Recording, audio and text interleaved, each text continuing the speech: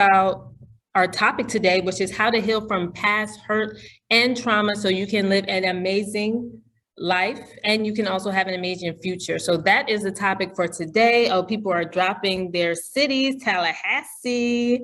I lived in Tampa for a little bit, so I know all about Florida. Nice. Elizabeth City. Okay, so we got people from everywhere. All parts of the United States are in the room today. That's what's up.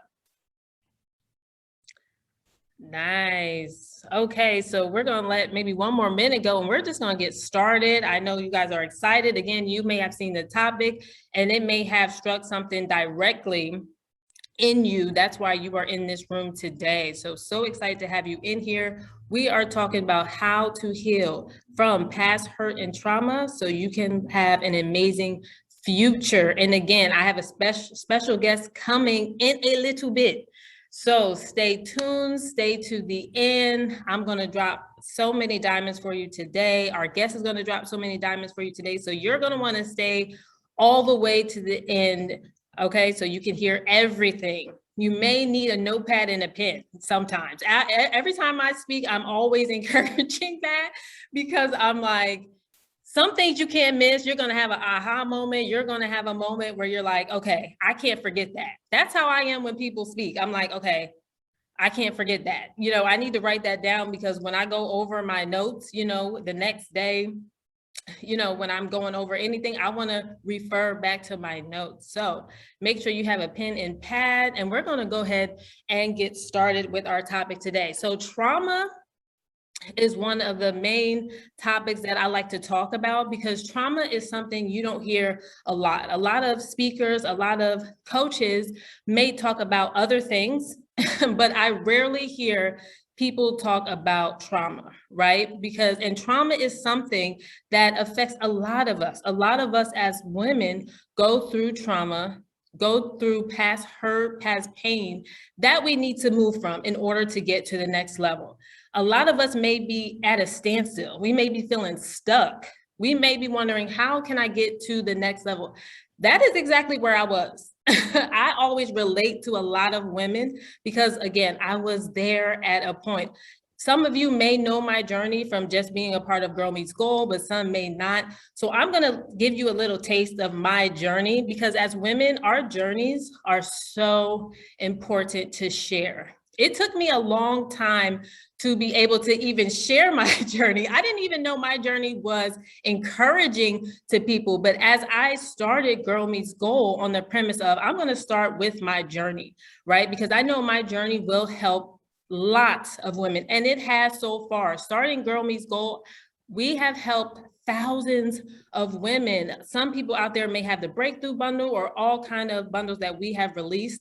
And you have seen the power of those bundles and the things that we have released. So a little bit about my journey. I was at a point where I was stuck. I have tried everything, and I mean everything. I had the vision board, I prayed, I moved to the next city. And that's what I also want to preach is a lot of times we may think that, oh, it's outside of us, right?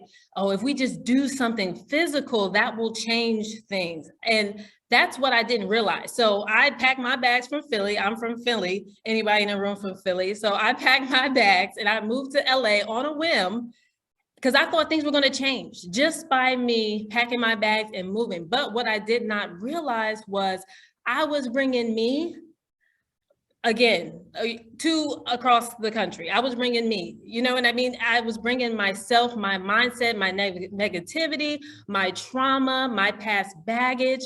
I was bringing that with me. It just so happened to be across the country. I'm not in Philly anymore. I'm in LA. So I started to realize that, and then it just kind of spiraled. You know, things didn't work out. I was getting fired left and right. I'm gonna tell y'all what, I ain't never been fired before that much. Okay. Then when I moved to LA, I was like, well, wait a minute now. I got a whole degree from Howard University. What is going on, right? But yes, I was getting fired left and right. I'm like, okay, and that kind of dug a deeper hole to where I was just like, you know what? One day I was literally in my studio apartment in Hawthorne. I don't know if anybody knows where that is in LA. And I was like, something has to change. I cannot go on like this anymore. I had that breakdown moment where I knew something had to change. And I will fast forward a little bit. Like I said, a lot of people, if they know me, they know the full story, but I won't get into that today. But I'll just say this. I met somebody, she started to introduce me to some things, and I started to transform. I started to realize, oh, again, I'm bringing myself with me everywhere. That's why things are not working out. There is past baggage, past hurt, past traumas that I'm going through that are showing up on a daily basis that I'm not aware of. So I started to become aware that, oh, there's something I need to clear up. And that's how I started to transform. That's my transformation journey. So that's real quick, a synopsis of my journey. Again, I wanted to share that with you in case anybody out there is in the same place and just needs to get out of that and just needs to move on. They may be feeling stuck and they just need to move on. So again, the topic today is healing from our past trauma so we can get to our amazing future. And let me also share this with you. You can create the life that you want, right? That's what I started to realize. You can create the life that you want, but it has to be, you have to clear up all the past baggage and hurt before you can get there. You can get on your way there. A lot of us have goals. The name of the company is Girl Meets Goal because we help women go from point A to point B. But along the way, again, there's baggage we got to clear up too. We can get to point B, right? So if you were on earlier, I'm going to drop it again. We have a special guest, Siobhan, Coach Siobhan in the building now, in the virtual building, right? So she is so dynamic. I'm telling y'all, she is a childhood and adult trauma specialist and educator. She is from LA and she is going to share a little bit of her story. She is going to get into trauma and its specifics and details because a lot of us don't know really what trauma is. We may have heard about it, but we don't know what it is and why it is affecting us. So let's get Siobhan on the line. Hey, Siobhan. Hey, can you guys hear me okay? Can you hear me? Drop in the chat if you can hear. Can somebody just say yes and make sure we can hear Siobhan? Yes, we can hear her. Thank you. Okay. Okay, I apologize. I hadn't tested my mic first, so that's on me. But thank you so much, Coach Morgan. I appreciate that great introduction. You made me feel like I actually, like I'm special and important. I love it. And that's the thing. We have to make sure that we understand that we are special and we are important. Now, my story. You guys know Morgan's story. If you guys don't know my story, I actually grew up in a very abusive household. My father, his mental illness, as well as substance abuse, things like that. And his physical abuse definitely took a toll on my life. And I didn't realize it though. I didn't even have a clue because I just thought, I'm a strong Black woman, I got this. I've been through, I could do it all. That's how it impacts the way you think of yourself, the way you think of relationships, and whether or not you feel safe around the people that you are around, right?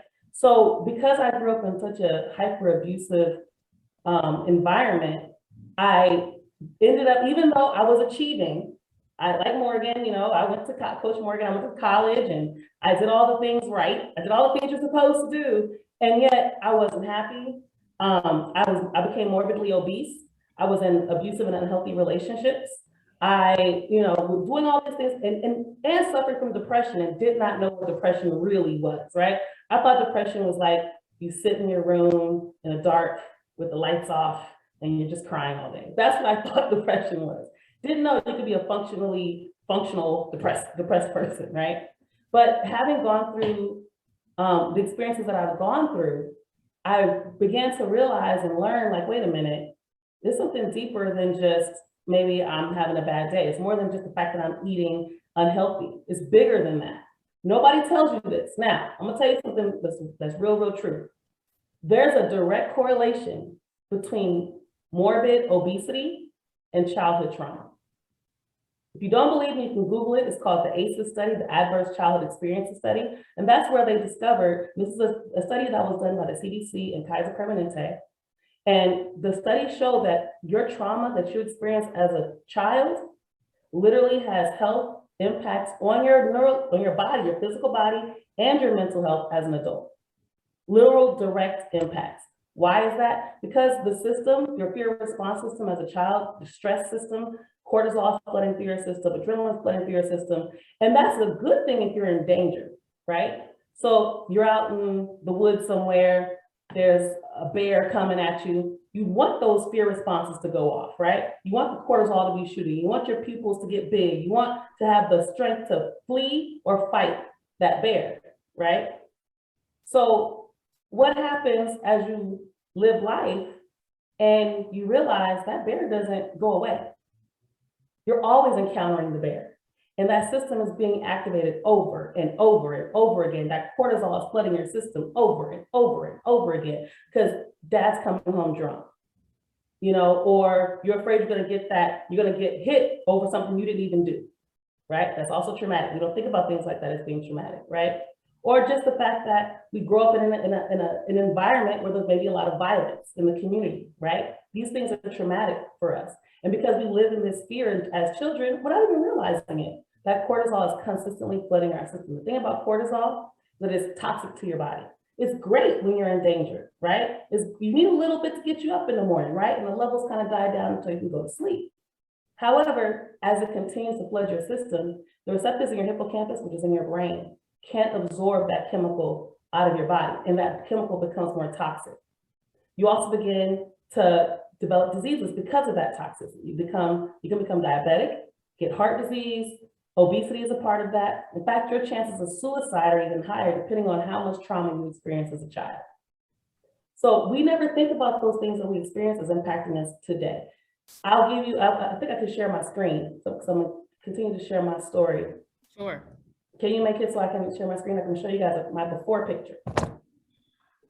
And so, and I'm, you know, this is the thing about healing, it's a consistent journey. You're always, you know, working and you're getting better and you're growing and you're attaining knowledge. But the more you become empowered, the more you can accomplish. We're able to enable it. It's okay. But at any rate, it's really, really important that we begin to look at what we experienced in our childhood.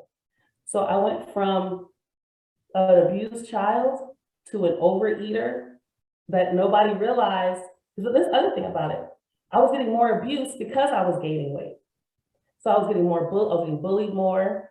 Guys would be very cruel to me. Literally, I would be walking down the street and a group of guys would just shout out horrible things to me, call me names. This is my literal life story, right? So I grew up very depressed, had very low self-esteem. I hated myself. I hated my body. I hated who I was. I didn't, you know, and then when you don't think much of yourself in the physical, you don't think much of yourself in any other way. I didn't think I was smart enough.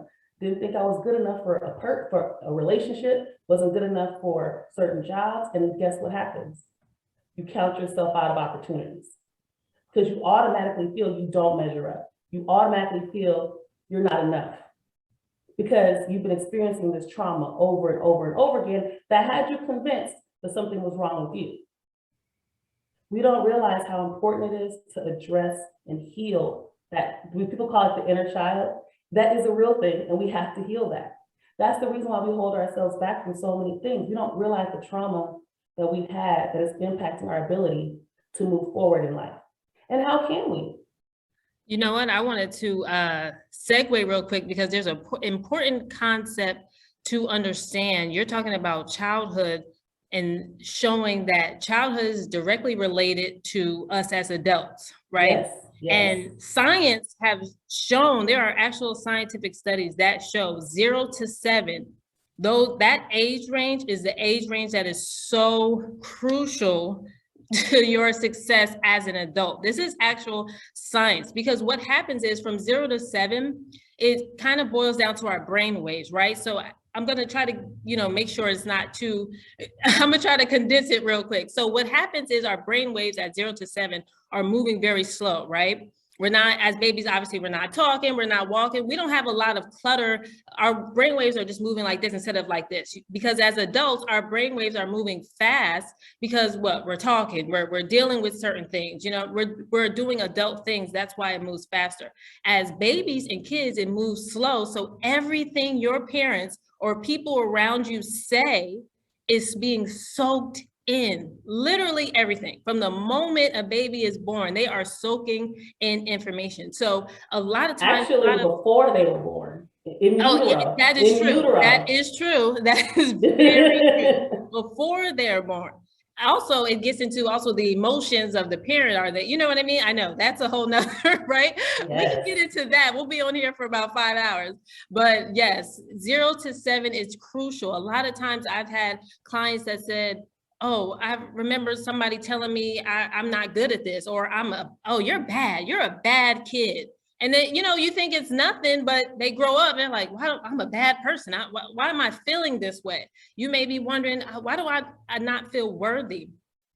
You know, why do I not feel deserving of anything? Maybe somebody told you, you know, something that made you start to think that way. Also, I like to use the example of sometimes in school, this has happened to me. And I'm going to be real. People have told me, oh, you're not good in school. Like, oh, you suck at math. You're not good. Yeah, and I've been like, what? And I really took that to heart, like literally took that to heart. And up until I started to clear things up, I used to think I wasn't good at math. I'm not good at school, really. I'm not that smart.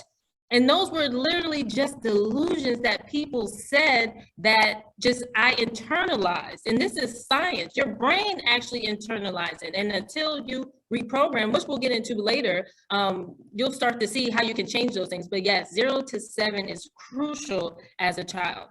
And think about it also, these are prime development years. This is when their brains are developing for the world they're going to be living in, right? So we have to understand that that is basically helping. I'll give you a perfect example. One of the things that when I teach trauma-informed nonviolent parenting. And one of the things that I often talk about is the use of like natural consequences, right? Because then you can learn from your own mistakes and then your parents can help you cope with that mistake, right? So I saw a video, a little boy, he was 3 years old. Dad said, don't let go of the balloon while we're outside, you're gonna lose the balloon. First thing the 3-year-old did was run out there, let go of the balloon. Dad, being super dad, wants to run out and catches the balloon and gives it back to the son. Now, what I would teach is, let's not do that. You told him what not to do. You told him not to let it go. You said it multiple times and let the balloon go. Now is an opportunity to learn how to deal with the disappointment. You also learn how to deal with the consequences of your action. And as your parent, they're supposed to help guide you through that emotional space. Now, you never had that. Instead, you got spanked. Instead, you got yelled at. Instead, you were told you were stupid or you were told you were a bad kid. What do you think happened there? You begin to internalize that. Now you think this is who you are because you weren't given the support to understand when I make a mistake, I'm not a bad person. When I do something that, has consequences, I can take the consequences and learn from them, not feel guilty the rest of my life, and then inhibit my ability to move forward. So it's really important that we think about the ways that we were parented and the way we experienced childhood and the way that we experienced our adulthood. How do you feel when you make a mistake? Do you beat yourself up? Do you berate yourself? Or do you just hold yourself accountable and try to move forward the next day, right? Do you give up? Oh, I'm not good at it. Like I love what Coach Morgan said. I was told most of my life, you're just not good at math. And guess what? I never even tried. I failed math almost every semester of high school. If it wasn't for summer school, I don't think I would have made it out, right? Because I just believe, and what's interesting, I got A's in other classes. I got A's in Spanish, A's in English, but for some reason math, I would fail. Because I was told multiple times, oh, you're just not good at math. So I believe that now in my adulthood, I'm struggling with math. Because I convinced myself, based off of what I was taught, what I was told, by the people around me, that I'm not good. I'm not good enough. I'm not smart enough for this. I know I said a lot there. Also, I wanted to point out this picture. I've got to pull this up. So this is the picture. This is how I used to look.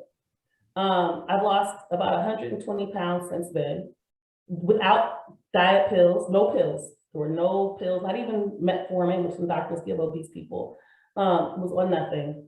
I literally began healing from my trauma. I worked with my doctor and I had a health psychologist, and then I read a lot of books. I learned, in fact, I went to my doctor about the ACEs study, and that's when I discovered that there was a direct correlation between obesity and trauma. Nobody told me that the abuse I experienced in my childhood was part of the reason why I became obese. Because this is what happens when you,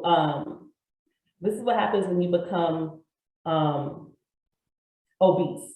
Your body is holding on to the fat to keep you safe. So it's harder to lose the weight. That's why when you're stressed, it's harder to lose weight. It's not just because even if you weren't eating as badly, burning the fat would still be difficult because your body's holding on to it. And there's multiple studies that talk about epigenetics too, and basically the experiences that your mother had. So if your mother was also abused, there's still a likelihood that you've inherited some of those trauma responses.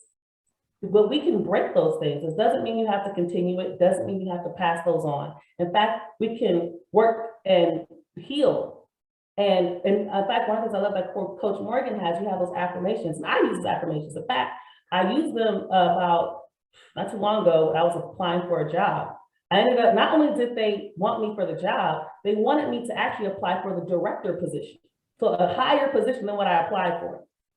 Because I felt good going into that interview. I felt confident. I had to erase that belief that I wasn't good enough. I had to erase that belief that I couldn't do it, that I wasn't smart enough. And this is a job, honestly, I didn't believe I could do at first. I was like, they handed it to somebody who sent me the job information. I said, I can't do this.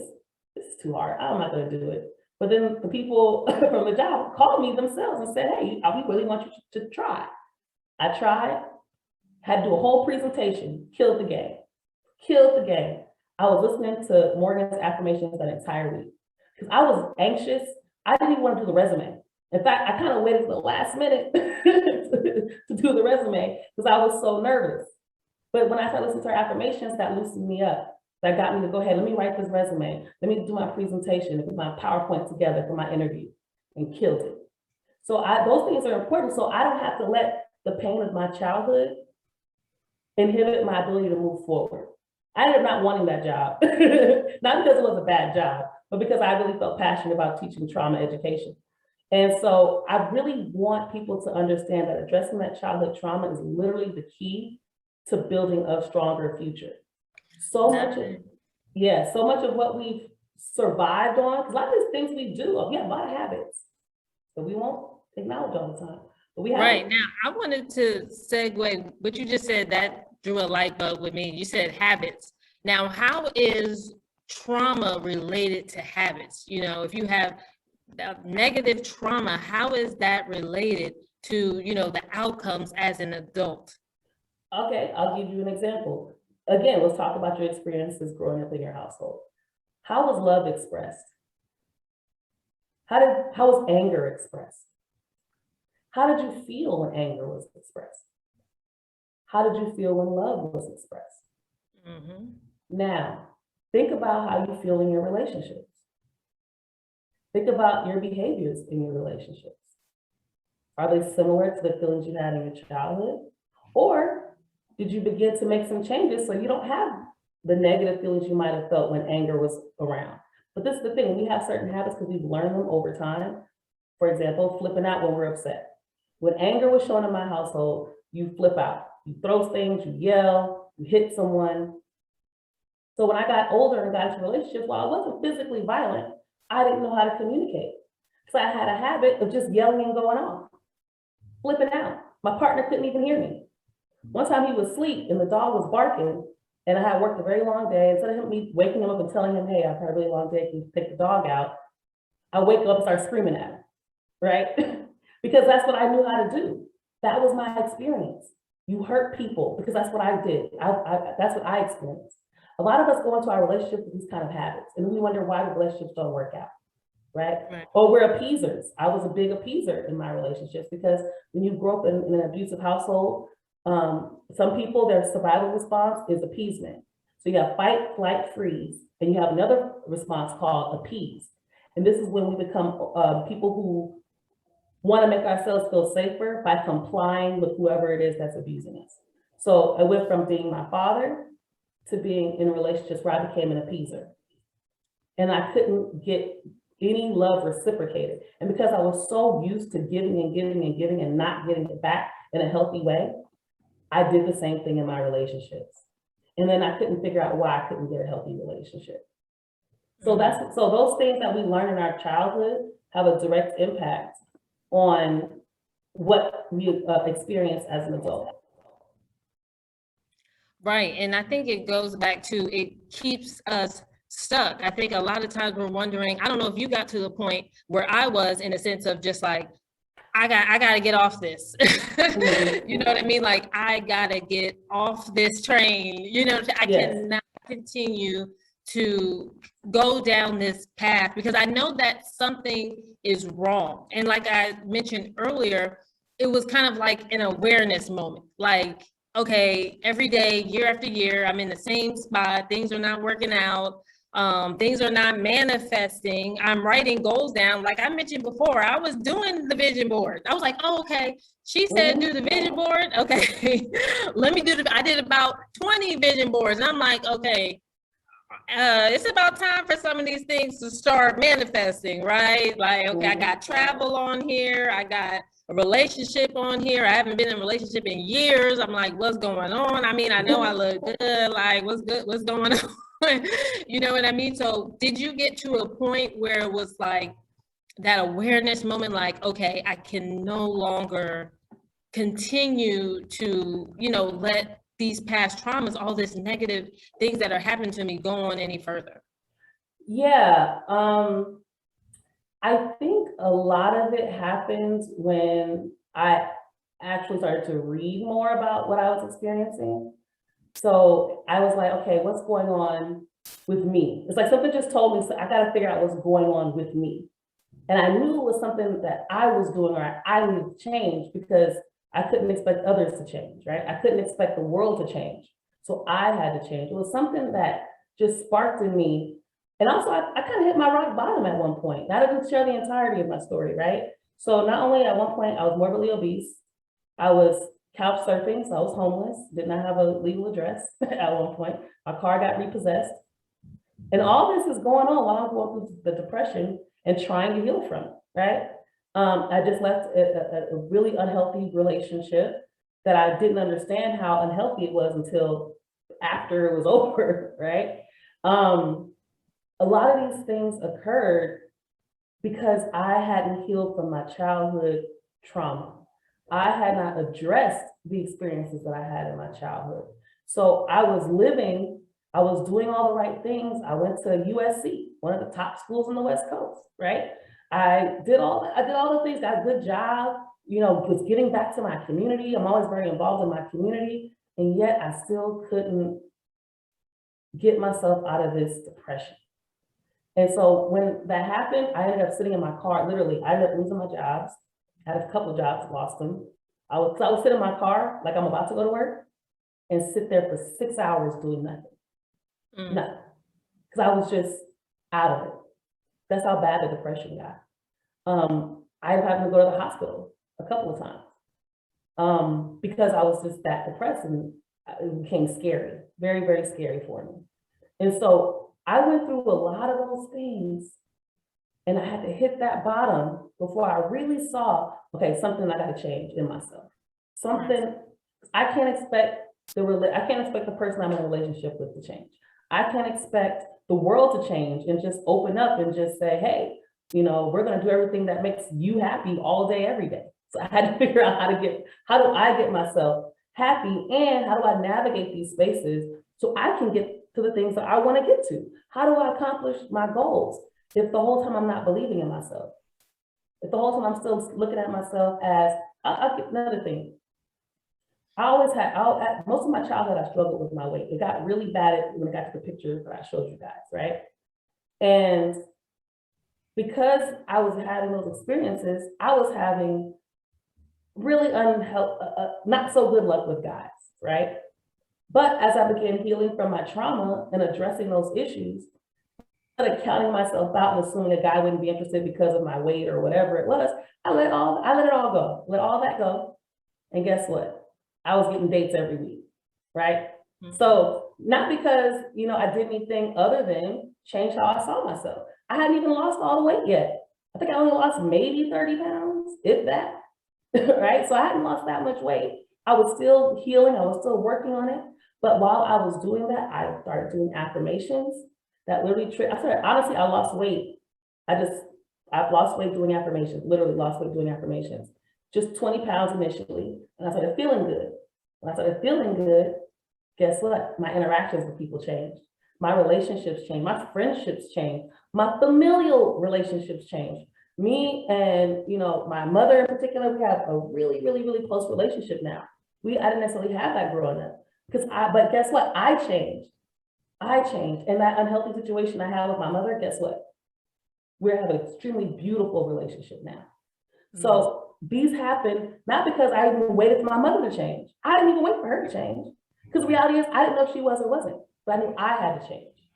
I think that's a very, very good point that you said, is that you weren't waiting for somebody else to do something in order for you to get where you need to go. It's like I read this article I actually read this article when I was going through my transformation, and this lady was saying that she was so unhappy, right?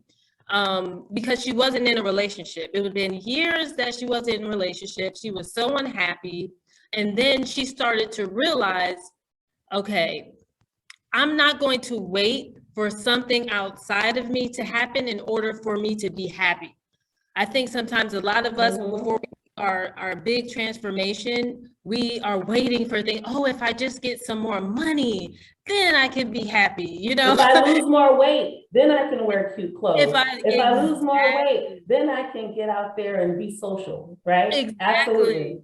Exactly. If I find somebody that loves me, if I find a husband, then I can be happy. Then I can really change. And that's the wrong way to do it, because once you get into that relationship, once you get that money, something will happen. Your traumas will kick back in, right? And then the money will dwindle. Okay, you're wondering again, what I just came up on some money. I'm doing good. Everything's flowing, and I'm going back down, to where my traumas are again. They're creeping back up. I feel like traumas just creep back up on you. I remember it just kept creeping up. I get maybe a little bit further, I take steps forward only to take a couple steps back, because that's how trauma works. It creeps up on you. And you have to do more than just say, I'm gonna change. You know what I'm saying? Okay, I'm not gonna be like this no more. I'm gonna change. I'm gonna do what needs to be done. I'm gonna read some more books, and I'm gonna listen to some stuff. But you have to realize that it really takes place in the mind. I talk about the conscious mind and really the subconscious mind, which makes up 95% of us. 95%. That is an alarming percentage. Okay, 95%. That's why I said it creeps back up, right? Because 95% of something is a lot. Actually, there's a study to back up what you're talking about. It was not too long ago. It's in Live Science or Science Journal. You guys can look it up. But it's a study that showed that decisions that we make are made before they reach our conscious mind. So before we actually thought about making the decisions, we've actually made the decision in our subconscious. Wow, I know it's that deep, and that's where the traumas lie, in that subconscious mind. That's why I said you can move forward with the conscious mind. Oh, I'm moving forward, and then you'll come back, because 95% of your makeup may be negative, maybe from that 0 to 7 age range, where people were telling you this negative thing about yourself. People were telling you that you may have had a bad experience, been abused, and now you're in adulthood with anxiety. You're dealing with depression. You're stuck. You're not getting ahead. Some people I meet, they want to do better for their kids, but they don't know where to start. And I always tie it back to, you have to reprogram. That is a key word. If you have a pen and paper out right now, write reprogram. What that means is, now you have these negative programs. I am not worthy. I am not good enough. Oh, there are no good men around. I hear a lot of those things, and those are just programs, right? We can switch those by reprogramming the opposite. I am worthy. Oh, there are a lot of men that would love to be in a relationship with me, get to know me. Money does come to me. You know, we have all these different programs that we can reprogram through specifically affirmations. And I know that you mentioned that, and Yes. you brought it up, but I actually gave Siobhan, she came to me and I gave her some affirmations. My previous, if y'all don't know, my previous nickname was Affirmation Queen. If y'all don't know, I was heavy on the affirmations because that is the fastest way to reprogram your subconscious mind. Again, that makes up 95%. Yes. Real quick, I wanted to go to the chat. So somebody was saying, can they ask questions? Yes, we are going to do questions in a few minutes. I know you've heard Siobhan talk about the traumas and everything, and you will be able to ask questions in a minute. Also, next, we have I swear this is like my story. You know, I know a lot of you out there think it's like their story. What you're hearing today from Siobhan, it may be a little bit of my journey. You're maybe feeling like that's my story. That's my story too. And that's why we want to share our journeys with you. And again, Siobhan, your journey is amazing. You know, how you went from where you were, you know, to where you are now is amazing. Also, she says, what are some things I can do to heal emotionally? So Siobhan, do you know, what are some things they can do to heal emotionally? We talked about affirmations. So I know you want to piggyback off this. We talked a lot about affirmations and what they do. Affirmations, oh, I'm sorry. So I'll say this real quick. Affirmations, again, they reprogram your subconscious mind. So Siobhan, you want to say a little more? Yeah, so I literally start off with affirmations, like no joke. Because what happens is you have to undo the programming you've heard all your life, right? So I was always told you're fat, you're ugly, you're stupid, you're not good at this, you're not good at that. I heard that my entire life from various people, from people in my family, from people on the street, friends at school or enemies at school. I heard this multiple times. So I had to change that in my mind. Even if you don't consciously think that to yourself, you might not be thinking you're thinking that. It's still back there and it's holding me back. It's causing that fear. So that anxiety you feel when you get ready to try something new, that comes from something. It's not just, and not everybody is able to push past it. So that's what affirmations help you do. Deprogram all that stuff, that clutter that you got growing up that told you what your identity, that basically gave you what you believed your identity to be, right? So we learn a lot of who we are based on how people respond to us, how people react to us, what our parents tell us.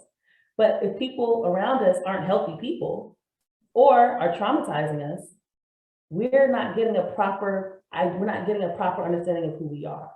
We know traumatized us, right? So those affirmations are a great way to begin to deprogram what's happening in your mind, right? How do you get rid of that negative feeling about yourself that you don't even realize is impacting all your decisions, right? Another thing is meditation. Meditation is a big part of my practice. And it's the thing that's interesting about meditation. Whenever I get out of sync, the rest of my life gets out of sync, right? So, and there's different ways to meditate. I think you have a meditation. Coach Moore, do you have a meditation? Yes. So in the Girl Meets Goal community, we have bundles that we release, which were the breakthrough bundles. I don't know if a lot of you have heard of it, but we have affirmation audios. And what affirmation audios do is they combine affirmations, right?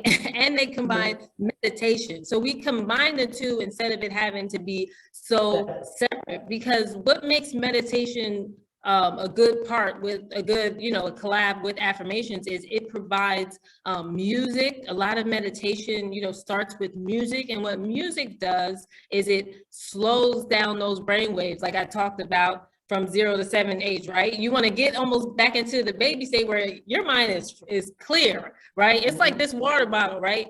It's clear, right? But then once life happens, it may get some sand in here, maybe a little bit of dirt, maybe a little bit of food coloring, right? And it starts to cloudy up, what's going on in our mind and our brain. So we want to get clear like this water bottle, right? We want to clear everything up. And that's what meditation affirmations audios do. Slows down the brain waves so you can start to reprogram. That's the only way you can do it.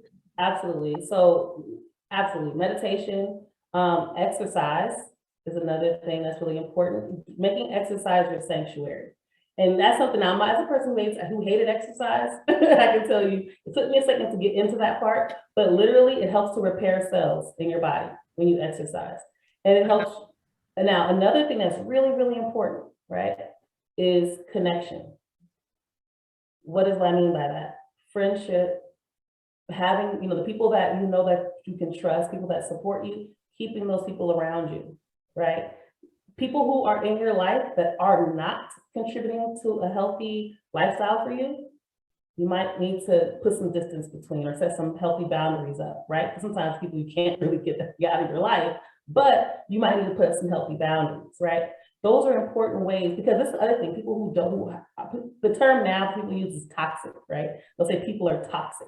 So there are people who can create that toxicity in your system that's creating a lot of the feelings you have throughout your day. So you have one friend you can talk to, give her the good news. Hey, my boss gave me a raise. And they're like, oh girl, I'm so proud of you. Oh man, it's so dope. We gotta go shopping, You got the other girl who be low-key hating. Like, oh, you got a promotion? That's crazy, because I know you be late every day. So you have to learn how to have healthy boundaries with people who are not contributing to our success and our well-being. So that's a really key part, because one of the things that takes toxic stress, and toxic stress is what I was describing before, where we feel like we're in danger. And this isn't just physical danger. You can feel like you're emotionally in danger. Someone is saying something hurtful to you. That's your body feeling under threat. And you get you're angry. That's really you feeling either hurt or fear, right? So that is creating toxicity in your system. It's boiling up inside of you. And what happens when you have that toxic stress, that's when it contributes to more negative outcomes. We're not making the healthiest decisions. Why? This is a fact. It's something you can look it up. It's called the triune brain. Now, this is the description of what happens to your brain when you are in fear or you're in danger. And it's just a very oversimplified way of explaining it. The brain is way complex. So I'm just giving you the very simplified version of this. So I use my fist most of the time when I teach it. And so I'm glad I got my nails done. When I teach this, I describe this as the brain, right? So what happens is this part of our brain is called reptilian brain. That's our brainstem. That's the most primitive part of our brain. That is where our fight, freeze, and appease, eat, sleep, all that survival stuff, all in the reptilian part of your brain, okay? Then that part of your brain you're born with online between the age of 0 and 2, that is where you're primarily operating out of. Then your limbic system or mammalian brain, that's inside of your, just above the reptilian brain, but below the neocortex, which we'll get into. The limbic system is where a lot of your emotions are, right? That's where connection, empathy is. So if you remember, like if you have a 2-year-old or you've seen a 2-year-old, we call that era terrible twos. But what's happening is in that time, that part of their brain is really turning on. So when you told them no to that candy bar in the store and they went, that was totally normal. And the reason why is they felt that no so deeply because it felt like rejection and it felt really hurtful to them. So that's part of the reason why, they have that very strong emotional response. Now, the thing is, that part of your brain, kids are primarily operating out of and developing into their neocortex until the age of about 10, 11 years old. Then this part of your brain called your neocortex, that starts to come online around 10, 11 years old. This is where impulse control is. This is where your planning comes from. This is where analytical thinking comes from, right? So you telling your child, no, don't grab that, their ability to not do it is a lot higher, right? Because they have that impulse control, right? Now, the thing is, that part of your brain also has something called your prefrontal cortex. That's your long-term thinking and planning. That comes online around 15 years old, okay? That's 15 is around time people start planning for college and what jobs they're gonna get in the future, which makes sense, right? Because that's the time to start thinking about it. Now, the brain doesn't stop finishing developing until around the age of 30, between 27 and 30 years old. People don't know that. Now, when you get upset, when you get angry, when you get afraid, That whole process I just showed you, brainstem, limbic system, neocortex, guess what? That ability to think when you're upset or angry or hurt goes offline. Your neocortex, you don't even have access to because your body feels like you're in danger, so it goes offline. Not the time to be trying to be overly analytical, you're in danger. What else goes offline? Your ability to empathize. The limbic system goes offline. And then you rely on your survival part of your brain. Now, the thing about that neocortex is that's also where your creativity comes from. Your ability to think ahead, right? You have to feel safe to be able to do those things in a productive way. If you're always feeling angry, you're always feeling afraid, you're always stressed out, you're constantly operating out of that survival part of your brain. So your ability to be creative and think long-term and to plan is much more difficult. So when you go, so I'll give you an example of why your brain operates this way real quick. You ever sat somewhere, Coach Morgan, and you see something coming out of the corner of your eye and you go like this? Right, yes. Now, let me ask you a question. When that happened, did you have to stop and think? Oh, I wonder what that is coming at me. Let's go real fast. You just did it, right? Because that neocortex didn't have time. You were in danger. As far as your brain was concerned, you were in danger. You had to get out the way, right? Because maybe it was just a plastic bag blowing in the wind and you weren't actually in danger. Well, your response system shuts down. Okay, we're good. But what if that really was danger? What if that was a rabid dog coming at you? Is that the time to sit there and analyze, how fast is that dog coming at me? I wonder if it's, no, we don't have time for all that. Get out the way. Right. Right. Is it the time to be empathizing and connecting with the dog? Look at the dog. Isn't it cute? Oh, I love it. No, get out the way. Ain't the time for that. So that's why your brain does that. It has to keep, your brain's trying to keep you alive. So if you're operating out of the survival part of your brain, you're not able to think. That other part of your brain isn't on. The neocortex is not on. So that's why it's important to de-stress. And that was a long way to explain that, but I really wanted you guys to get it. That just shows how the brain works, how this stuff that we're teaching today is actual science. Yes. You know, this is not stuff, you know, we've made up. This is not stuff that's just hearsay. This is actual science. Why we're not manifesting, why things are not coming into fruition is because there is something that we need to clear up. Now I wanted to go to the chat. Go ahead, ladies, and drop your questions. So we have a question from Laura. She says the message that she got as a child was that I always felt I was never good enough for her alcoholic father. Now that I'm an adult, I feel that I have processed, but I feel that my body has stored that memory of not feeling good enough. How can I let it go from my body? Wow. Mm-hmm. It's so important to share stories. Thank you so much, Laura, for sharing your story, because your story helps many women, many women, because believe it or not, a lot of us go through the same things. We don't know because we're in our own world. A lot of us go through the same thing. So she says again, how can she let it go from her body? Well, the key part is we're gonna have to shift our thinking, right? You're an adult now. You're an adult now. You're safe. You don't have to be good enough for him anymore. That's the first thing. Realize that you're an adult and you're safe. You don't have to worry about your alcoholic father berating you or making you feel bad or putting you down and making you feel like you haven't accomplished enough. You don't, because you know why? Because you're an adult now and you're safe. Even if he's saying those things, guess what? You don't have to absorb it. So that's the first thing. Let's shift our thinking. I don't have to absorb that. Nope, not there. Healthy boundaries. Remember I talked about healthy boundaries? That's an example of having a healthy, you have to have a healthy boundary. That's the first part. That's one of the things I had to do. I had to put distance between me and my father who was abusive. And he wasn't able to address his issues in a way that I felt safe. I had healthy boundaries. Sorry about that. So by putting up those healthy boundaries, it gave me space to absorb the information that I needed. You have to give yourself that space, right? That's one. Other thing is begin to feel your body. Meditations are great for that. Feel the beauty that you already have inside of you. So meditations for that are perfect. because you have to begin to put yourself in a mental position to love yourself and to understand there's already beauty and power. You, first of all, you are good enough. You're more than enough. You have to realize that. Whether or not he realizes it, whether or not somebody else realizes it, isn't as important as you realizing it. And you can get that by being able to get to a space where you feel safe and healthy.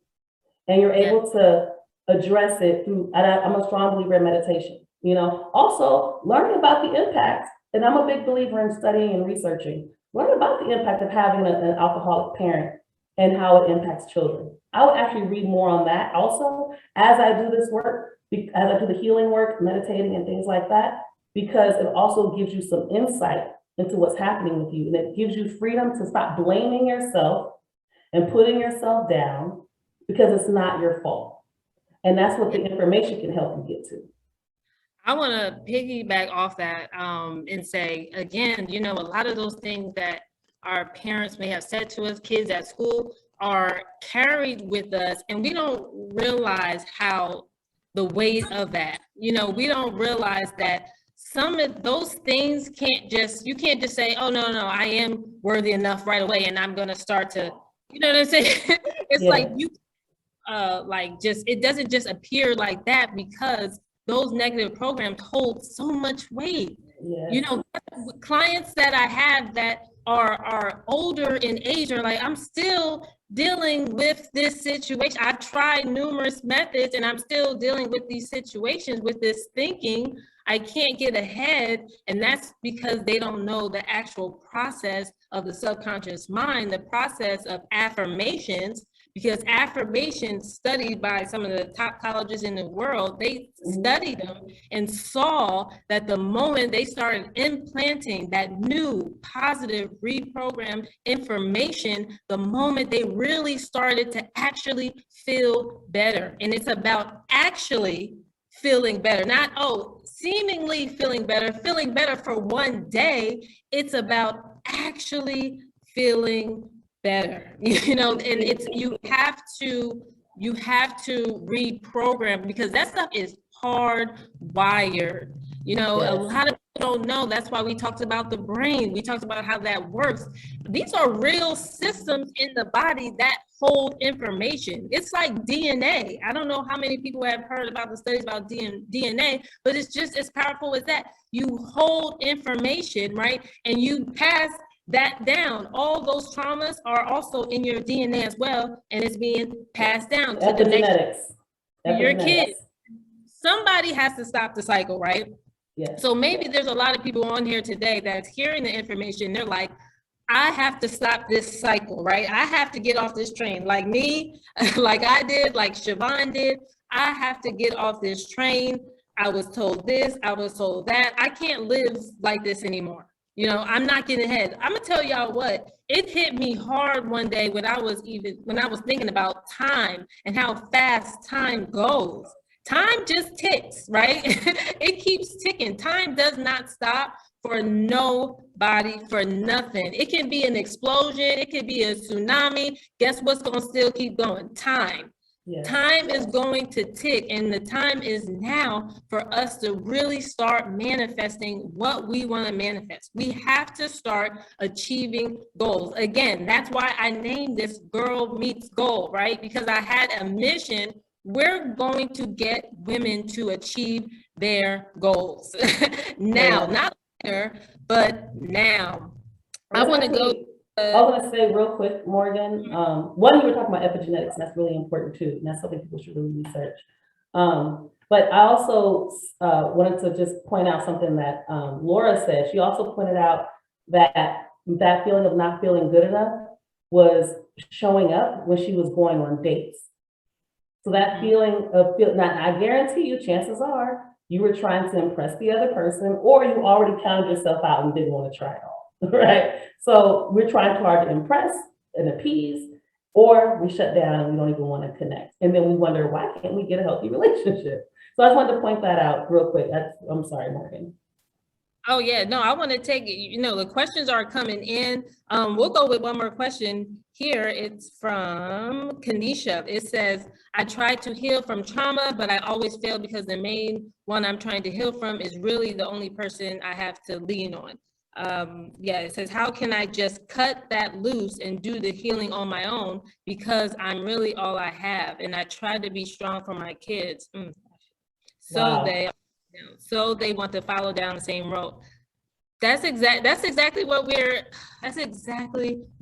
talking about. She just wants to cut that loose and do the healing on her own because she says, because I'm really all I have and I try to be strong for my kids. I know it boils down to us. What would you say, Siobhan?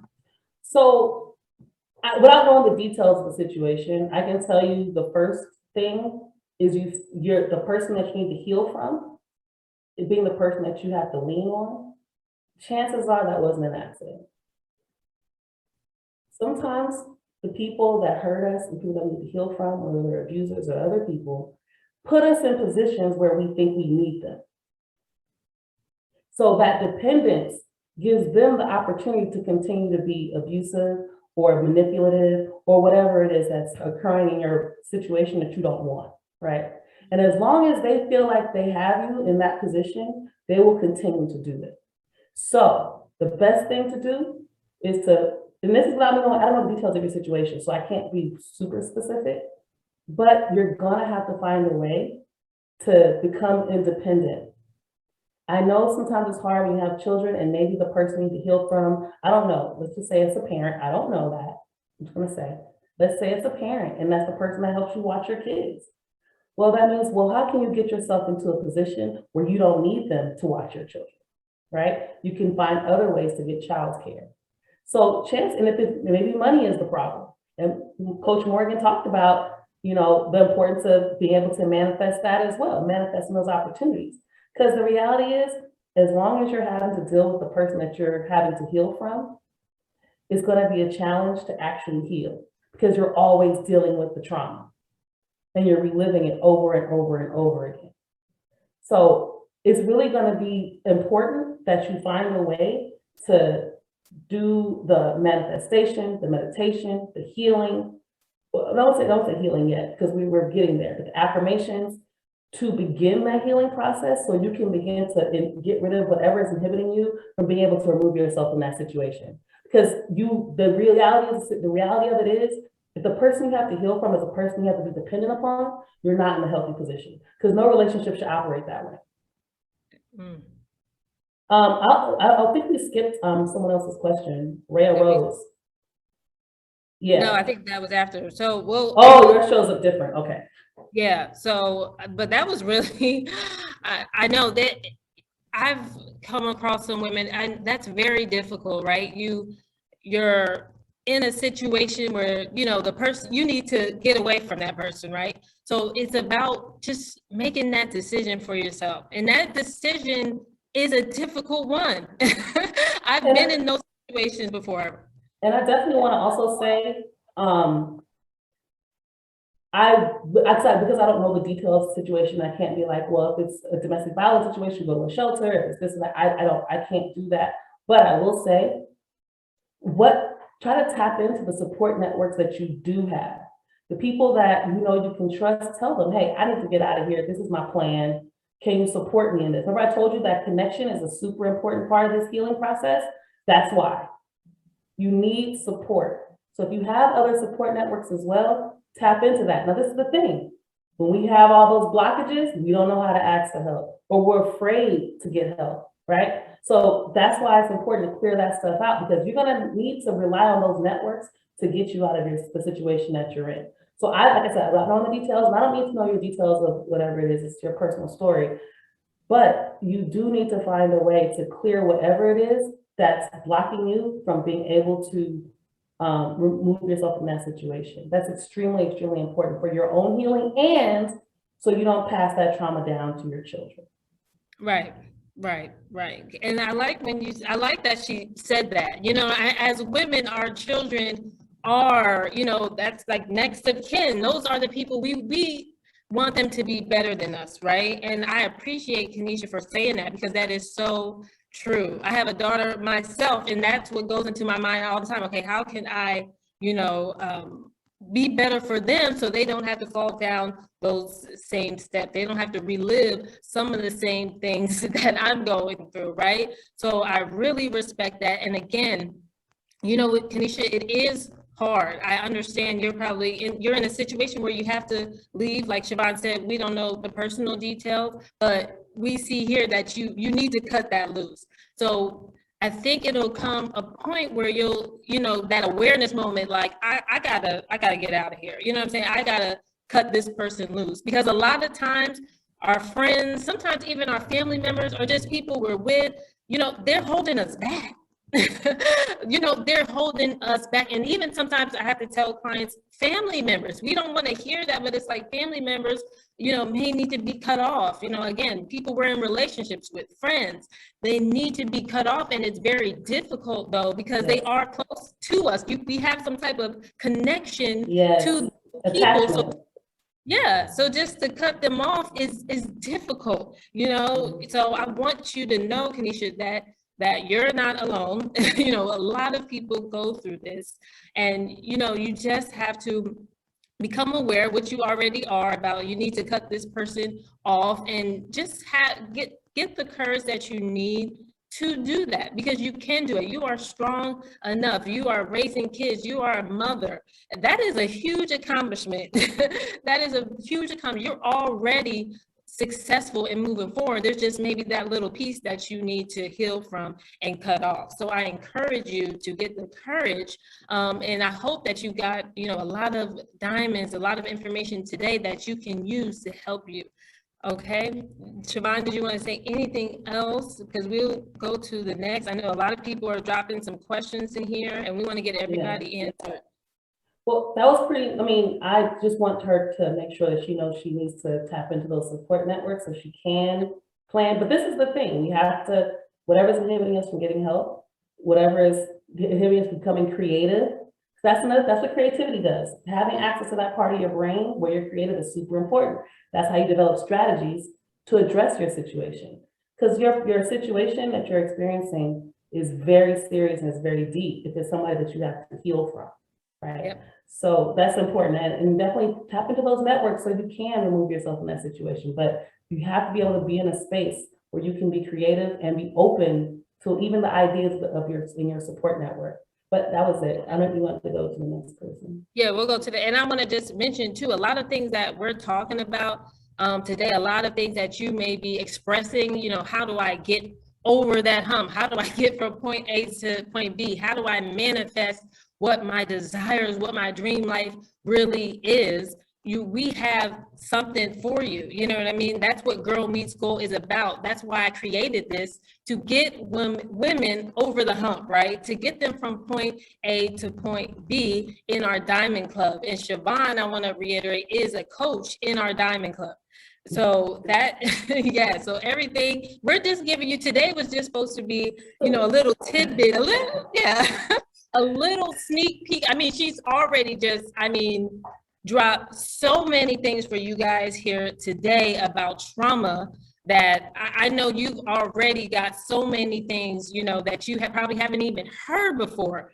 That's what I always love. I want to drop things you haven't even heard before, concepts and methodologies and things that you haven't heard before that you can take with you on your journey that will help you get over the hump. So I will also get into that after we get into some questions. So the next one is from Rhea Rhodes, and she says, as a child, both of my parents were military and were often gone, and we stayed with my grandmother and great-grandmother. Although we got the love from our grandparents, and I know my parents loved us, I don't believe, let me scroll down.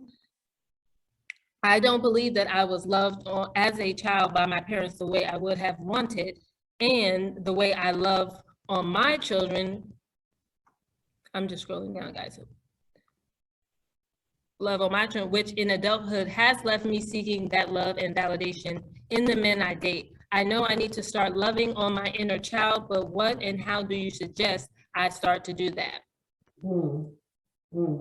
So the first thing is, what you're experiencing isn't unusual. there's still a level of abandonment there when your parents aren't the ones that are raising you. And so that's gonna come out a lot in your dating. Something also called attachment theory, and I would recommend that you look into that. Attachment theory describes your experiences as a baby and as a child, and then how you operate in relationships later in life, right? So it's important that we understand that what we experience is normal, right? What you're going through, that feeling that you weren't loved enough by your parents, because the reality is they weren't there every day. You were being raised by your grandparents. And as much as you love them, as much as they loved you, they're not your parents. You still want that parental connection. It's biological, right? So a lot of times adopted kids want to find their biological parent, even if they love their adopted parents. They were wonderful people, because we want that connection. That is literally one of the most important things, one of the most basic human needs that we have. And it is a literal basic human need. We think shelter, water, clothing are the only needs we have, right? Eating, those are needs, yes. But you also have a need for connection and affection. You have a need for beauty. You have a need for a lot of things. And so your need for affection from your parents was not being met. So now you're trying to get that affection and validation in your relationships. And that's not something that you want to continue to do, because one, it puts you in a position to be taken advantage of. That's what happened to me, right? It also puts you in a position where you're spending more time trying to get love and you're not getting it back. Because a lot of times the people that we get into are the kind of people who like to receive it, but they don't know how to return, right? Or we're constantly doing things trying to get the validation. And even if we end up with somebody who's healthy, they don't stick with us too long because they see we got all these issues, right? But the way that you begin to love on your inner child is to, number one, understand you're not the problem. There's nothing wrong with you. Stop asking yourself, what's wrong with me? Start asking yourself, well, what happened to me? And how can I address it? That's how you begin to love on that inner child. To forgive yourself. Sometimes I think we get so caught up in berating ourselves. Let it go. Whatever mistakes you feel like you've made in your life, bad relationships, forgive yourself. You know why? You didn't know any better. You think you knew better. I knew better. No, you didn't. Because if you did, you wouldn't have did it, right? You wouldn't have been in that bad situation or that bad relationship. You did know better. You didn't. So forgive yourself for that. You weren't taught. You weren't given the affection that you needed. So love your inner child by beginning to say, you know what? It's all good. You are wonderful. You are beautiful. Your parents did love you. Think about those moments where your parents did love on you. Those moments, hold on to those. If there's any room for empathy for your parents, I'm not a person who's like, dismiss the people who hurt you. I'm not saying that. But you definitely, if there's love there and there's connection there, empathy for your parents also releases empathy for yourself. In fact, the more empathy we give others, the more empathy we can give ourselves. You have to give yourself empathy. Yeah, you ended up in some messed up relationships. Maybe things didn't work out the way that they should have. But guess what? You can move forward now. You can, it's okay. You'll be okay. Losing an attachment figure is also extremely stressful for us. So whether it's a parent, and whether it's through loss of death, whether it's just a person cutting us off or a person just leaving our life or whatever it is, right? Losing our attachment figure is extremely physically painful for a lot of us. I know I'm one of those people, right? So it's going to be really important that you understand that it's okay if people have to go. It's okay if things don't work out. I'm still great. It's not a problem. I'm not the problem here. That doesn't mean don't hold yourself accountable for things that you do. You always hold yourself accountable, but empathy has to come first. Because otherwise your accountability turns into berating and turns into guilt, which turns into you stopping yourself from accomplishing your goals. Siobhan, that was amazing. I hope Rhea got some insight into that. And I just want to say, when I read your story, the first word that pops up to me is forgiveness, right? Yeah.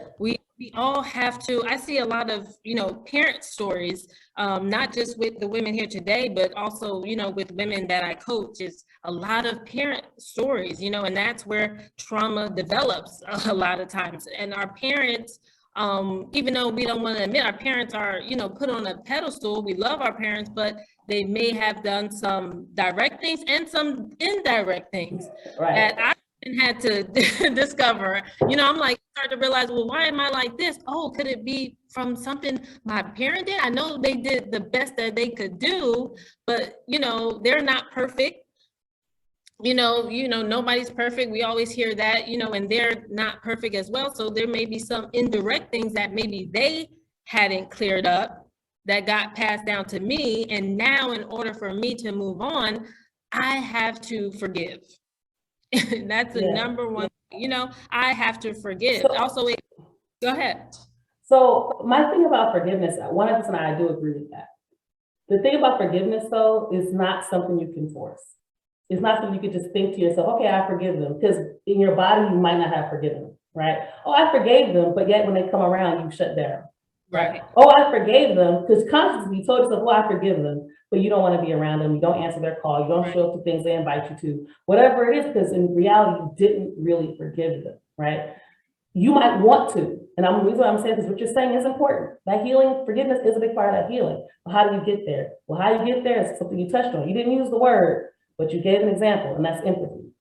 Understanding that your parents are human and your parents are people. I had to come to the realization, as much as I love my father, that he went through his own trauma and he was not taught how to parent properly, because who he was parented by was also abusing him, right? So that doesn't, now again, empathy is not absent of boundaries. It's also not absent of accountability. So I think that's the fear people have when we talk about forgiveness, is they think that means you're letting your abuser off the hook. That's what people think, but that's not what you're saying. That's not what we're saying, right? The important thing is accountability is going to be there, regardless of what has happened with me and my parents, and me and my father in particular. At the end of the day, he's going to be held accountable in some way. He has to deal with his own demons in how our relationship is, because I have these boundaries. You know, we don't have that relationship a father and daughter should have. That's the accountability, right? That's the natural consequence of the type of relationship that we had. But I've forgiven him. I know he didn't know any better. He did the best he could with what he had. That's how I began to forgive him. But again, it's empathy. Doesn't mean, again, it's not absent of accountability, but it's not absent of boundaries. But you can't get to the forgiveness piece until you have an understanding of what the person is going through. Because remember, we're not perfect either. How many of us have engaged in harmful behaviors? How many of us have been abusive to other people? Maybe not physically abusive, but we've done things, I'm sure, we hurt someone's feelings. Unless you're this perfect person, I don't know, I ain't met that person yet. You know? But think about how you would feel if you were judged by the worst thing that you ever did. What the worst thing you've ever done, and everybody only sees you that way. How would you feel? So that's why empathy is important. Because I don't want others to think I'm judging them based off of the worst thing they've ever done, or what I think is the worst thing that's ever been done, right? So it's important that we empathize. That's where the forgiveness comes in, and it'll naturally occur. You don't have to force it. She says, thank you. I hope that you guys are getting They give it in a little bit of time, because my course is literally minimum 3 days, 8 hours each day, and then I have a 10-week course. So this is just a little, like, I'm trying to stress, this is just a little taste of the Girl Meets Gold Diamond Club that Siobhan is in. So the Diamond Club, we have coaches come in, and Siobhan is one of the top coaches. I mean, as you can see here, everybody is probably getting something from Siobhan, and this is just a little taste. And again, I'm starting to see a pattern. I see this with my clients. I'm sure, Siobhan, your clients outside of our Diamond Club, you know, have seen changes just by the information, you know, that you have provided here today. Like, I mean, this today has been just enlightening. I mean, just hearing y'all's stories, and thank you guys for sharing your stories, because your stories help all of us, right? Mhm. So, I mean, again, this is just a taste, right? Siobhan, please tell them like how, what you do, how it impacts people. So it's interesting because I get emails and letters all the time from people who literally never realized that their childhood was impacting their ability to be successful in life. It was even impacting their parenting. So if anybody's a mother in here or a parent, think about how you were parenting and how you're parenting now, right? There are certain things we do exactly the same, and there are certain things we do differently, right?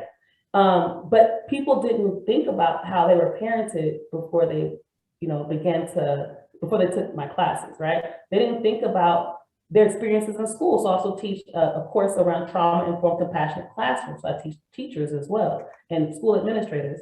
And the important thing for them is understanding that the kids in their classroom may have experienced a lot of trauma. And how do you address and how do you work in those sort of spaces? So when I started teaching that, you'd be surprised. I got emails from teachers because I also have them address what's going on in them. Everybody wants to change their lives on the outside, right? We think it's the physical. I did every diet under the sun. I did, you name it, I did it, right? And guess what? I would either lose the weight and gain it right back, or I didn't lose nothing at all, right? Not because the diet wouldn't work, because it worked for other people. I never addressed my own issues. I was still suffering and in pain, right? So being able to heal from that has helped a lot of people realize that they can move forward once they address it. Yes. Okay. So I'm going back to the chat. Anasa is saying it's hard to make changes by ourselves. Thank you so much for this. It is. You're welcome.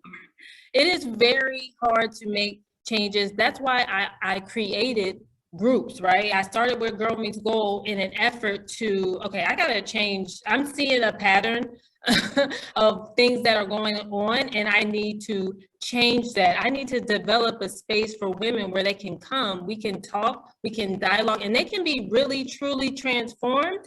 They can make those changes that they need to make in order to be better for themselves, first and foremost, for their kids, for people around them. So people can look at you, look at us and say, wow, she's an inspiration. You know what I'm saying? Like, wow, her testimony, her change, just like what you've said today on here, Coach Siobhan, about your journey, like we can see like, wow, you're an inspiration to, I'm sure, all your clients, to people you talk to. And Siobhan does like huge seminars. I mean, for she's been on BBC, she's been on major networks, she's been in Los Angeles radio, major networks, because she is an inspiration because of her story and how she went from point A to point B. So again, she said, thank you so much for this. Also, she's saying, NASA is saying here, what is the Diamond Club? So you keep talking about it, they want to know now. Right. I've dropped the Diamond Club a little bit here and there. I wanted to let y'all have the meat and potatoes. Like, I want y'all to hear this information. So now people are asking, what is the Diamond Club? So the Diamond Club is a space for us to come together to really change, get motivated, really get the tools that we need for transformation. Again, like I said here, Siobhan, what you heard from Siobhan was a sneak peek. Like, can you imagine that? Can you imagine that this was a sneak peek? We've answered a lot of y'all questions on here today, which we normally don't do outside of our Diamond Club. We normally do not do that. Siobhan just came, we hopped on today. I was like, you know what? I want some people transformed today, right now, especially what we've been through the past year and a half and two, and just our lives in general, because life is, complicated in a sense. Everybody's dealing with life. Things are coming at us. You know what I mean? So we need an outlet. And that's why I created the Diamond Club, the Girl Meets Goal Diamond Club, which is an exclusive community of women just like yourselves on here today that are looking for transformation, have deep traumas that, again, occurring from 0 to 7 that they have not been able to change. Like some of our stories we heard here today, we're adults and we're trying to figure out how to change. How do we do that and actually make lasting change? Not, we in the Diamond Club, we don't do daily change, right? We're not equipping women to just change for a day or for weeks. We're equipping women to change forever. Again, for your kids, for yourself, and just to be an inspiration and to motivate yourself on a daily basis so you can accomplish your goals. So I'll get into the specifics of the Diamond Club. So you'll get bi-weekly coaching in the Diamond Club. Yes, bi-weekly coach. So Siobhan will hop on. We have other experts in other areas that are going to hop on bi-weekly with me and directly coach you. Like literally, like directly coach you and answer your questions. So that happens bi-weekly. And also the next thing that you get in the Diamond Club is you get support. And I want to stop there because support is so huge, right? I talked about it. That's what I said. You did. You definitely touched on that. Support is so huge because we cannot go at this alone. We can't. Even when I was in my transformation, I had to lean on somebody. It wasn't just me figuring out everything. I had to lean on somebody. I had to get expert advice. I had to see what successful people have done. You know what I mean? And I have to mimic that. I have to be in their presence. Like, you don't realize the feeling, the vibe of the room in the Diamond Club is so awesome because literally we have women we're all like each other, right? We all have similar experiences. We all have things we're trying to get to, and everybody in the room is like, you got this. What do you need? I've been here before. Like the fact that we have Siobhan on here who's been there before with trauma and came out on the other side, you know, you get to talk to people like that. Because that is so powerful. That's what we need because time is ticking. Okay, the chat is going. Rhea is saying, sign me up, sis. I'm sold. Y'all had me crying the entire time. Y'all was answering my question. I don't know, Siobhan, how does that make you feel hearing that? I mean, I feel good knowing that even just this little bit is impacting people because that's why I do it. I love being able to impact people because it changed my life. All this information changed my life. You know, and I've told you, you know, I was literally like, I don't think people understand. One, I know your story, you know, I know your story, and your story is like, I watched, you know, certain parts of your life even blossom today, right? Like, you know, now. And I remember when I was at my darkest, I was literally not even too far from where I'm sitting right now. I drove to this area. It's like Universal Overlook, not far from Mulholland Drive, up in the cliffs in the Hollywood Hills area, right? I was in my car. I had a plan, and I was not gonna go home. My plan was to drive off. Literally, that's not an exaggeration. And if it weren't for the support that I had, luckily, because I was already, you know, going through my stuff, my doctor and I already had a plan. I had to call the suicide hotline. You could call, you know, people. I had a list of people. My brother was on that list. A friend of mine who's a therapist was on that list, and some other people. And I was literally going through it, trying to stop myself because I knew it was just a feeling and it was going to pass. But when you're in that moment, it feels so dark. That was my real life. I wanted to die. I would wake up in the morning regretting I woke up, wishing I had died in my sleep. I couldn't brush my teeth. I couldn't take a shower. It got dark. And I came out on the other side because I had to learn it wasn't my fault. And I had to learn to undo all the trauma and all the things I believed about myself. I had to undo all of that. And it was a process. And this is the other thing people have to understand. The reason why these kind of programs are important or helpful is because that support network, that support system is what helps you get out of those dark spaces. When you have other people that understand what you're going through and can empathize with you and connect with you, you begin to relax, you begin to feel safer. Remember I said, when you feel safer, you have access to the neocortex for that creativity, analytical thinking, long-term planning, all that stuff is there. So that support, right? That support is what you needed to get through. So that is a part of the Diamond Club, is the support. You also get the GMG power process. We're laying out courses in there for you to get to the next level. I'm helping you set a meaningful goal that you will obtain, you will achieve, you will accomplish in the Diamond Club. Our diamond girls are, I'm telling you, we're reaching new heights. Again, we're achieving our goals because that's the most important thing. Also, there's tons of bonuses. So the coaching is the major part, right? That's the major part of this, but also in the Diamond Club, again, this is an exclusive community of women getting to the next level by any means necessary, right? And we have the tools and resources, we have the courses for you to get there. The process that I went through, I'm giving to you. I'm actually sharing for the first time, you know, in this, that's why I had to make it an exclusive community, because I wanted to share this information with women who want to get to the next level. So bonus in there, you get the affirmation audios that we talked about before that are going to reprogram.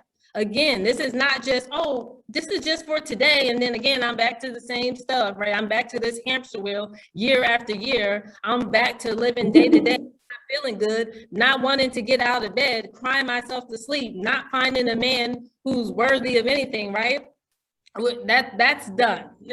That is done with the affirmation audios, because that is the fastest way, that's the best way to reprogram. So there are tons of those on specific subjects, on a wide range of subjects that I just named as a bonus in there. So not only do you get the coaching from me, from Siobhan, from other experts, but you get affirmation audios, the whole collection also as well. And also in the bonus, and this is like the special bonus in the exclusive community, is you get access to our master classes from the top women in the world who have accomplished goals that are like out of this world. I'm talking, have you heard of African ancestry?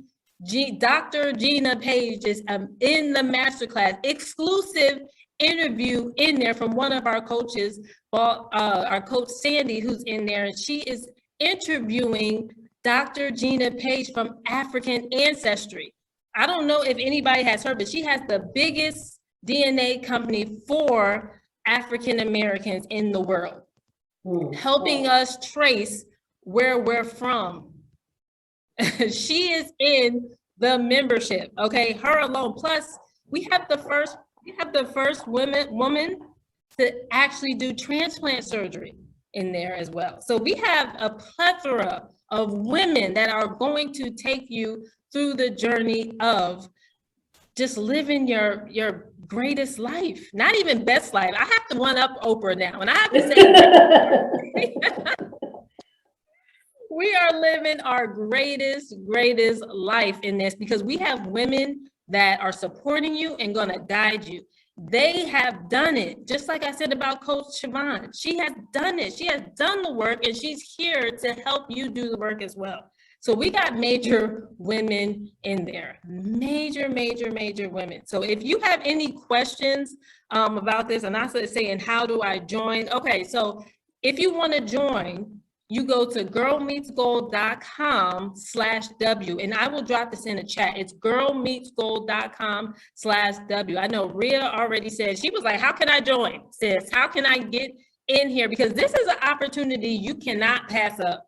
Okay, like you just cannot pass up. This is an exclusive community that's gonna go off the grid in a little bit, because I don't want too many people in here, right? Because we want to give personal attention to everybody, just like how we did today. This personal live that we opened up to the public, we're giving personal coaching to you. You're gonna hop on a call bi-weekly, and those women that I told you that we have as our coaches are gonna be on the line, answering questions, guiding you, really pulling results out of you, really getting to the next level. A lot of you guys dropped your story and you're saying, you know, certain things need to be changed, right? Well, guess what? In this Diamond Club membership, things will be changed. Things will be changed by the methods that we have for you. So if you go to girlmeetsgold.com/ you will see the page where you can join today. Okay, there's a group of women waiting to help you. Now, all the stuff that I mentioned is usually over 26,000. That is usually, all that coaching, most people, after 6 weeks, they're done coaching. I've talked to coaches. That's why I wanted to make my program even better, because I've talked to coaches and I'm like, oh, people are paying 26,000 for this. I'm like, you know what? I'm gonna one up that and I want to give it to people for $24.97. That's how much I'm gonna give it to people. And that's for the entire year. So the price of the Diamond Club for you to be an exclusive member and be a Diamond Girl yourself, because Siobhan is already a Diamond Girl. She's okay. She is already in, is $24.97. Again, most coaches are, for all this stuff that's in the Diamond Club, $26,000. And guess what? A lot of those clients that they have are not getting real results. They're not getting attention. No. They're not getting You attention. know about, coaches, right? Yes. Because they have to leave them and they have to come on over to us and say, okay, I'm out 26,000 because they only gave me 6 weeks, right? And nothing happened. And that's not what we're doing here. It's about change. It's about transformation. So you come on into the Diamond Club, be a Diamond Girl, and let's get to the next level.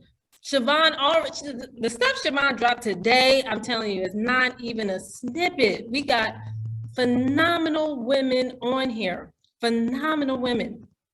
And you know what, actually, I haven't even done this before, but I'm gonna go ahead, I'm gonna share my screen. I'm gonna just share my screen and I'm gonna show you a little bit of behind the scenes of the membership, okay?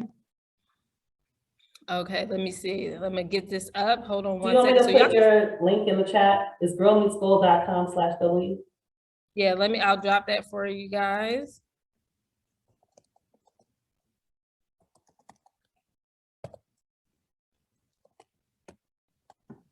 There we go. Okay. So I went ahead, I dropped that in there for you right now. All right, let me see here. Okay, I want to pull up the back end because the back end again is so awesome. So, okay, you're getting affirmation, all the whole collection of affirmation audios. All right, let me see here. I'm going to get this already. Let me see if I can get this up for you guys today because I want to show you this back end. I really want to show you this back end. Okay. Now I'm wondering, Siobhan, did you send the host back to me so I can show them this? Oh, wow.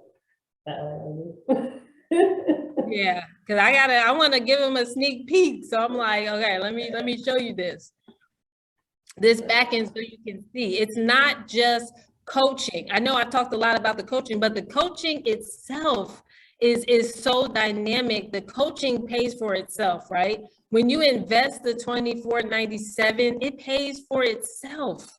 Okay, you get that back tenfold with the transformation that you will get in the program. Okay, I saw you just gave it back over to me. Yes, I did.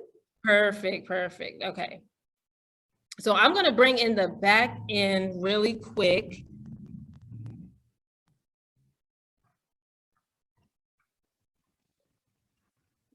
All right. You know, I just wanted to say real quick while you do that, I think it's really dope that you created a space like this because a lot of what we had to do was figure a lot of it on our own. Yeah.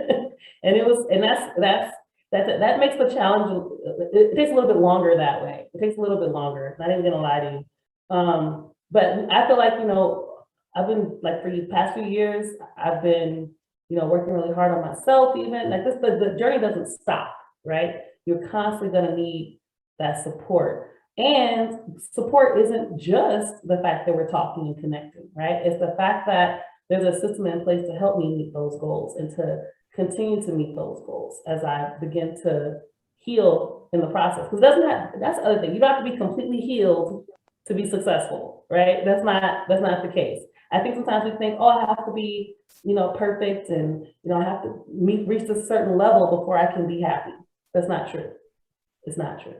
While you're addressing your stuff, you can focus, you can be gracious and grateful for what you do have, and that also changes how you see yourself and see the world.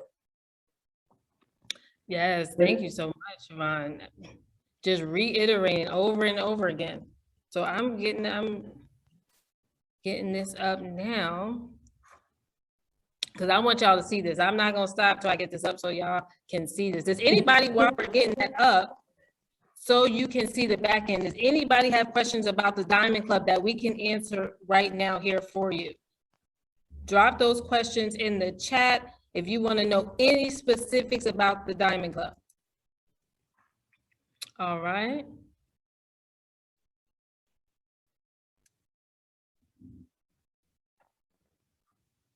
Anasa asked, how many coaching sessions would she get? Okay, good question. So you get coaching sessions for a whole year. Again, like I said before, most people do 6 weeks of coaching session and it's $26K for 6 weeks. I've had somebody tell me the other day that they paid $25,000 for a coach for 6 weeks. 6 weeks. But you're doing it bi-weekly, so you're doing it every 2 weeks for a year. Yes. So that's approximately like 25. Yes, over 25. It's bi-weekly. It's literally bi-weekly you get coaching. So you can log on every other week and get coaching. There is no program that is doing that, giving you bi-weekly coaching for a year. So the $24.97 is for the year. Okay, we have another question. Is the coaching one-on-one? So like we did today, where you can ask questions one-on-one, because we want to create the community feel in the group. Because again, the support that you have is more, I'm realizing is more important than one-on-one, right? I've done one-on-one and I started to realize, oh, let me create a community where we can do one-on-one, because when you jump on, we're talking to you directly and we're asking questions directly, but you still get that community feel. You know what I mean? You know how important that is? Yes, and the fact in my parenting classes and stuff like that, people do ask me for one-on-one parenting, and I can. However, I don't think they're as helpful as hearing from a group of other parents, because then you can have people who can share. You'll have more people who can actually relate, and you can, get the understanding and the empathy that you might not get outside of that space. So just being one-on-one, it's not that it's a bad thing necessarily, but I personally like to teach in groups because I feel like I can answer your question and support you. And some people, they're not, they might not be able to do a one-on-one, or that's just not their thing, but they do want to get the information. So I find that to be very helpful as a group person. I like to do groups. Yeah, groups are so much better for that community aspect. I mean, they're so much better. So I hope that answers your questions, Zakia. She said again, is the coaching one-on-one? So I'll reiterate again. We're talking to you directly, just how you guys were asking questions here today, and Siobhan and I chimed in and answered your question directly. That's exactly what you'll find in the bi-weekly coaching sessions. Okay, so you'll get personal help. This is about personal help. Like, this is not about, oh, we just want people in here and then, okay, y'all figure it out, right? That's why I brought in the top experts. I am friends with some of the top people of top companies, experts that are overqualified in their field that I have brought on as coaches. Again, we have Dr. Gina Page alone in a masterclass in this membership. In the Diamond Club, she is there telling you how she got where she is, telling you about what she does. That high level of a woman is somebody that we need to listen to, right? Somebody that I need to listen to. And everybody wants to listen because she knows how to get there. She's cleared up everything she's needed to clear up to get to where she is today as a woman who runs a multi-million-dollar company. A Black woman, a Black woman who owns a multi-million-dollar company that's connecting us to our roots, right?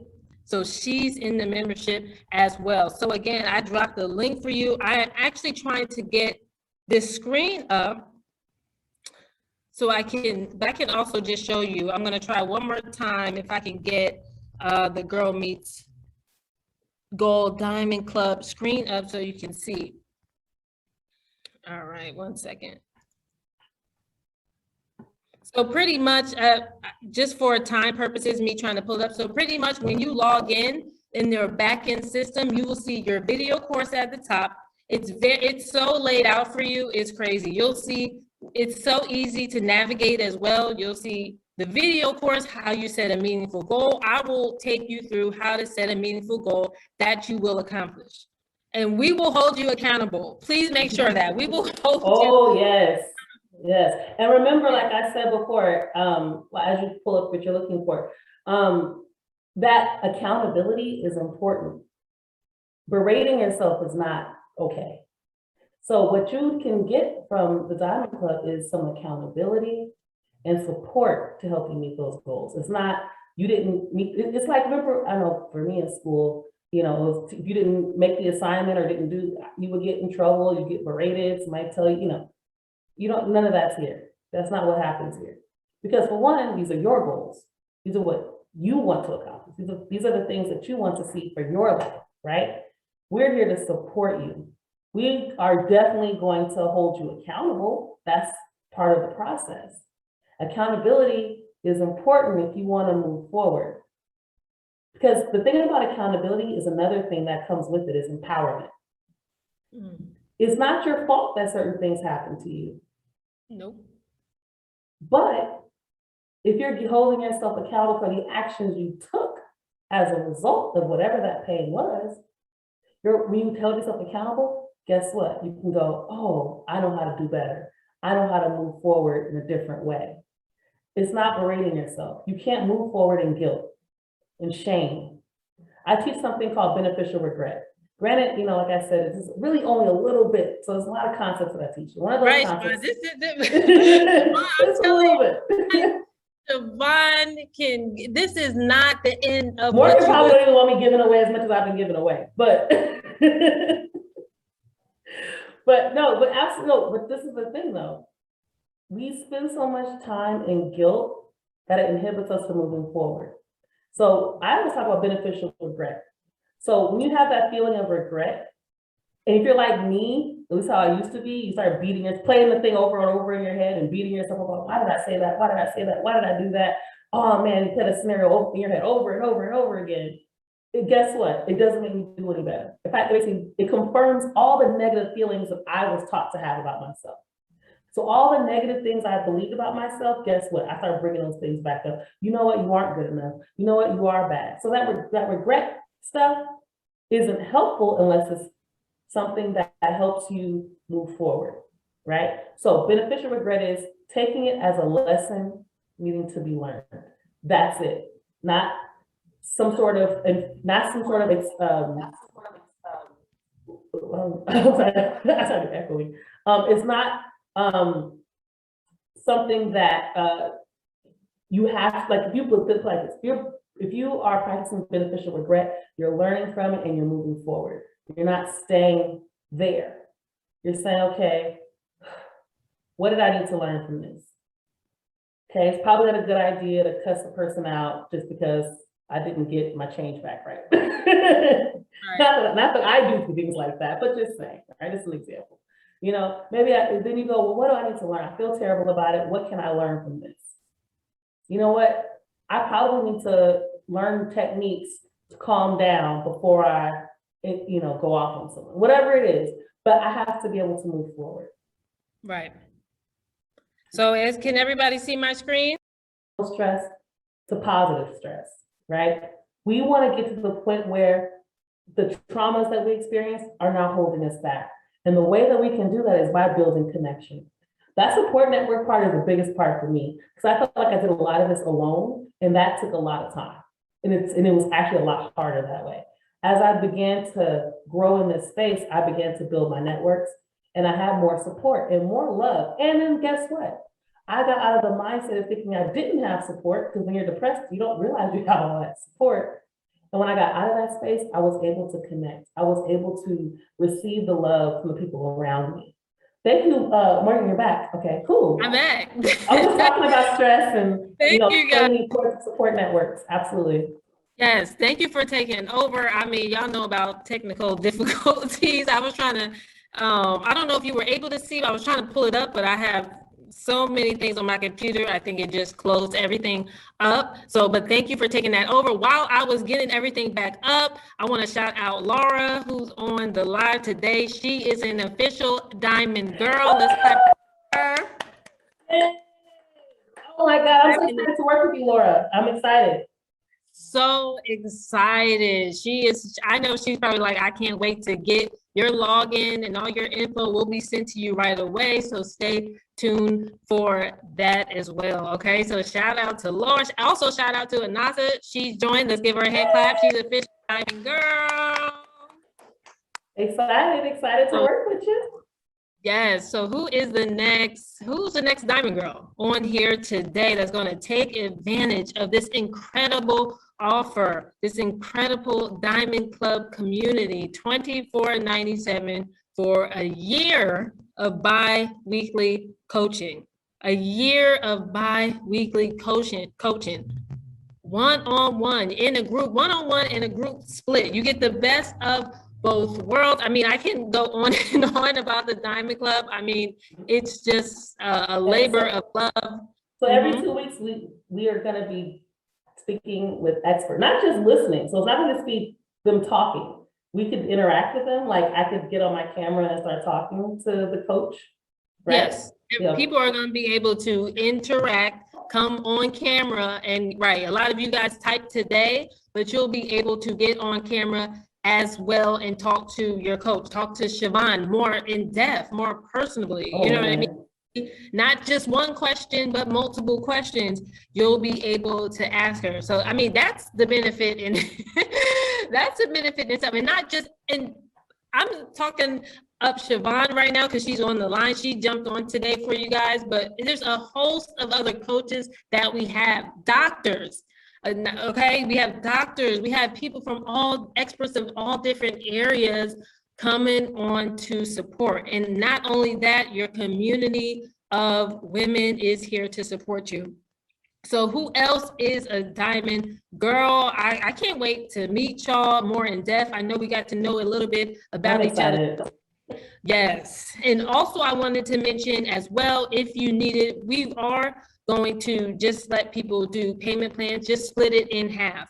Okay, so you can do 2 payments of $14.97 in half. Okay, you can do that as well. I mean, paying in full is the best option because you don't have to worry about it. You have your years locked in and set, but also we have payment plans for you as well. So I'll drop again the link. Since I got cut off, I'm wondering if the link got cut off. So let me drop nothing's in the chat, so yeah. Oh, okay.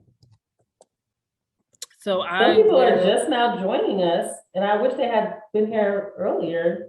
Oh, are people just now joining? I seen some new names pop in. So yeah.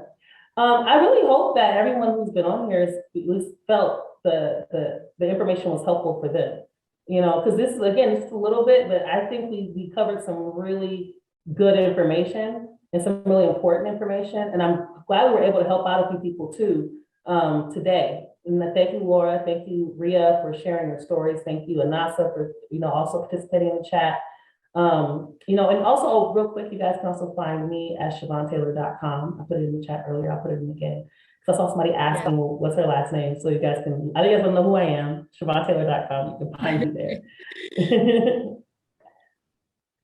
Yeah. Any other place? Where do you have if people are on Instagram, do you want to drop that for them too? Oh yeah, Vidastarr, Vidastarr is my Instagram. So I work in radio. That's where that name comes from, Vidastarr. And that's also where I share a lot of information. Well, there's some selfies, of course. You gotta have a selfie, it's Instagram. But I have a lot of information and I share my story in a lot of the captions. And I try to share information that has, that's positive around mental health. Because mental health to me is one of the most important things we should be addressing in our community, because we don't realize the impact that our trauma, and I love what you talked about before, you talked about epigenetics. We can also, and I touched on intergenerational trauma, right? And if we think about epigenetics, and the thing about epigenetics, if we don't know what that is okay if I explain that, or do you need to? Oh, sure. I mean, Okay. I'm gonna give you guys the game. Since you are rocking with us live today, Okay. some of you guys are looking at the sales page and checking out. So while you guys are doing that, Siobhan, just keep going. I'll keep going. Okay, because the thing is, like I said, I work in radio, so I can talk and just talk. So, one of the what was I just talking about? See, I lost it that quick. Intergenerational. Epigenetics, yes. So the thing about epigenetics is it was literally a Holocaust study. And this is where they found that grandchildren of Holocaust survivors were also inheriting PTSD, even though they had not been in the Holocaust. And they had discovered that your DNA expression is altered with trauma. So that trauma gets passed down, because this is what our bodies do. Our bodies adapt to the environment, right? So when we're reproducing, our children are gonna have certain genetics and things that have them ready for this environment based off of what we experience. So that's why in utero, that's why babies experience stress in the mother when the mother's stressed, right? Because now the baby's body and brain will be developed for the environment it's about to be born into, okay? So the Holocaust survivors, and I think the Holocaust lasted about 7 to 10 years or something like that. And these people were, it was a horrific event. What happened was very horrific. And for that to take place for as long as it did, for 7 to 10 years, we can only imagine the trauma that those families experienced. Now let's put this in perspective, right? So that's the study. The study found epigenetics through the Holocaust study, right? That was 7 to 10 years. Now, I'm an African American. I'll speak specifically about Africa to this point. Slavery in America lasted almost 300 years. So if epigenetics can show us the way trauma has impacted Holocaust survivors' descendants after 7 to 10 years, imagine what has happened to us in 300 years. And then that was just the end of slavery. Another 100 years of lynching, right? And other traumas that we still endure today, that we're trying to change in our communities, right? So imagine how that has impacted our ability to deal with stress. How many times have we been told we're hyperreactive, meaning we flip out on small things? Who had a parent, we laugh about it, I don't think it's funny anymore, but you see those videos, people laugh about, Black mothers and how they'll throw a shoe at you, or, they'll flip out because a fork is left in the sink, and, or you didn't take the chicken out on time, and it's like these memes and jokes, ha ha ha, Black mama's so funny. But nobody tells us that that's not a healthy reaction to most of the stuff that we've experienced. Leaving a fork in the sink and flipping out about it is not a healthy reaction. The kids forgetting to take the chicken out the freezer and you flipping out about it, not a healthy reaction. We assume that this is just normal behavior. We don't realize this is our traumas playing out in our families, and we're passing that down, and we're thinking that's normal. Kids, some of the kids, who step on their sneakers and they get mad and flip out about it and get overly angry, that's a hyperreaction due to trauma. So epigenetics explains how it passes through our DNA. And then there's also social learning theory, which is behaviors we learn socially that then we pass down, right? So we might think, like I was saying before, I thought it was normal to flip out on people when you were angry. Guess what? That ain't normal. That's not healthy. That's not conducive to a positive relationship with anyone, right? But when you learn that the things that you are practicing were inherited both genetically and socially, you can now address the problem. You can now undo it. Because if you don't know, you're just walking around out here thinking, I have to just change how I eat. I have to stop being mad.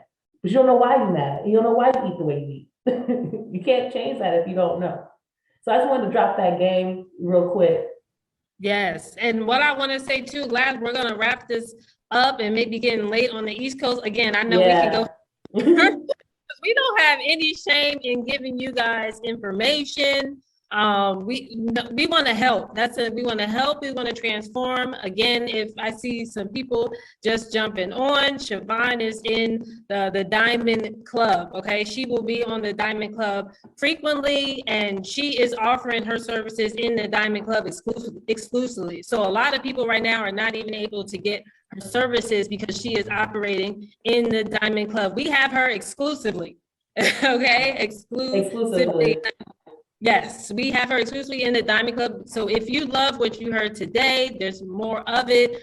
Definitely sign up for the Diamond Club. Our $24.97 offer will expire in 24 hours. So make sure you go to girlmeetsgold.com/W. Again, there are payment plans. You can split it up in two, or you can just pay in full again, and that will be for the entire year. So thank you guys for rocking with us, hanging with us today. I hope. Rhea just signed up. Rhea just signed up. Rhea just signed up. Just signed up. Yes. I mean, it's come. I'm seeing. I'm like, wow. You guys will not regret this. The Diamond Club is it. So again, visit the website. Siobhan dropped all her stuff.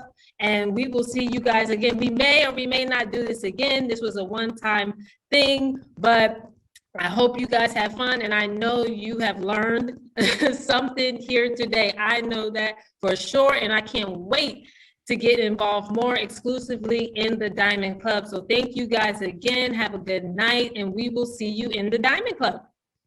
Bye. Okay.